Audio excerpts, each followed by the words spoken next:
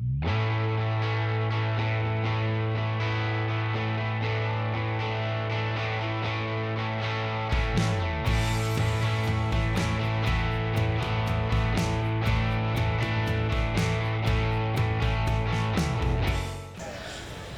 American Dream, we call him Yoda, and he's a colt that's been in the program the whole time, meaning that I bought him as a yearling for Morris Colmer from Pete and Tamara Kyle.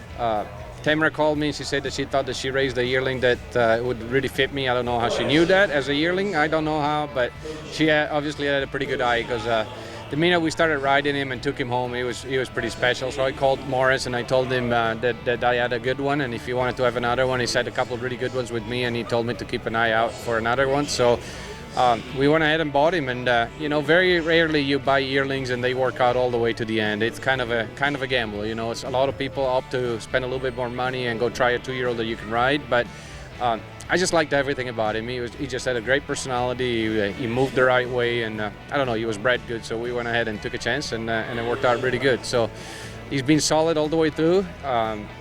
We call him Steady Eddie just because in the fact that, from the beginning as a 2-year-old, I started riding him early on because I liked him so much, and he's been one of those horses that they keep improving just a little bit every day, and from the beginning, that's what I thought made him a perfect maturity horse, in the fact that he was very mature-minded, very level-headed, and we really didn't have any bad days. There was up and downs, but everything was pretty solid all the way through. So, we came here as a first outing. We haven't taken him anywhere. We hauled him to a couple of horse shows just to get him out, but with all the craziness this year, we haven't had a chance to really show yet. So there's always that question mark. For me, it's one of the most nervous times when you walk in for the first time with a 3-year-old. You spend so much time with them, 2 years or a year and a half of training, and you've got a lot of hopes into them. And a lot of times they make you liars. You tell the owners or your wife that you feel really good about it, and then you go in and something happens, or they may not even just be show horses. A lot of them, they'll tell you right away when you're in there. So I was extremely happy, not so much because of the score today, but just the way he acted. We walked in, he looked at the judges, and in the first maneuver, the right spin, I had to get his attention. He was kind of locked on the judges for the first couple turns, so I didn't ask for a whole lot of speed, and I had even a little overturned penalty. I just don't think that I had his mind with me the whole time. So then we got it back up, and then by the second turn, I felt that he was hooked on me. His ears were back on me, and then from then on, he was hooked the whole time. There's not a maneuver that stands out on him. He's pretty steady. Everything is pretty solid, and that's what I love about the horse. There's not a hole in there. There's a lot of horses that have great maneuvers, but then maybe a little weak spot here and there that you got to cover up. And with him, I just felt confident to just kind of let him do his job and just to show the judges what he has. And Andrea, you've had tremendous success in competition in general, but I feel like it's been exceptional in futurity horses. Could you tell me about your philosophy about training futurity horses? Well, that's what I love. That's what started me in this business. The young horses is really what I enjoy. I enjoy riding young ones. I enjoy riding them as 2-year-olds as much as I can because I've got a lot of them to ride. But my philosophy is that I would say, and that's what I tell most other trainers, that I try to all train them as individuals. I've got 3 horses here, the 3-year-olds that I've been riding this week, and I ride them all completely different. And I think that's what everybody needs to keep in mind, that they are young and they're all individuals.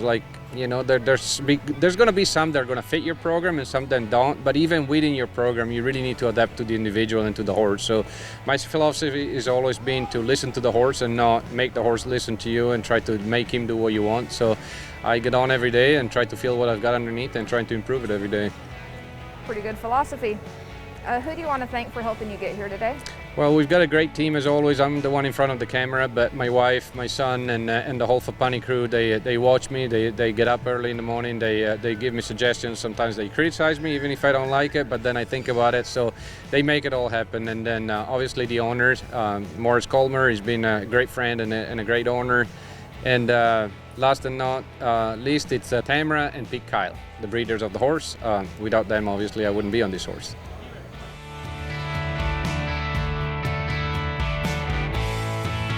Hi, I'm Frank Costantini. I'm here this afternoon with Amanda Lester and Chloe Lawrence. Amanda, you have some questions you'd like to ask Chloe and I as far as what we do with Markel? I sure do, Frank. So what all does Markel cover?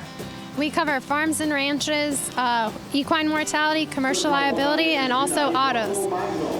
And Frank, what's so important about Markel? Well, we provide service. You know, it's a 24-hour claim service anytime, day or night. If you can't get a hold of a Markel representative on our toll-free number, you know, as I tell people, you know, Chloe keeps her phone by her bedside all the time, and you know, unless I'm on a plane, my phone is on. So we've got about 24-hour service, and I think that's very important because horse people, as you know, have difficulty keeping a schedule, and what most people would consider the norm, horse people don't. It's just whatever the particular animal needs, and we'd like to offer the fact that we're available whenever they need us. You know, horses don't know if it's Christmas, Easter, or the 4th of July.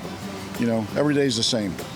Well, Frank and Chloe, thank you guys so much for your time, and thank you for your sponsorship of Virtual Horse Help and other reining events and other shows and all that. You guys are a great part of this industry. Well, Amanda, we appreciate what you do, and with Virtual Horse Help, and also your contribution that you make, and the publicity you bring to companies like Markel and to people like Chloe and myself.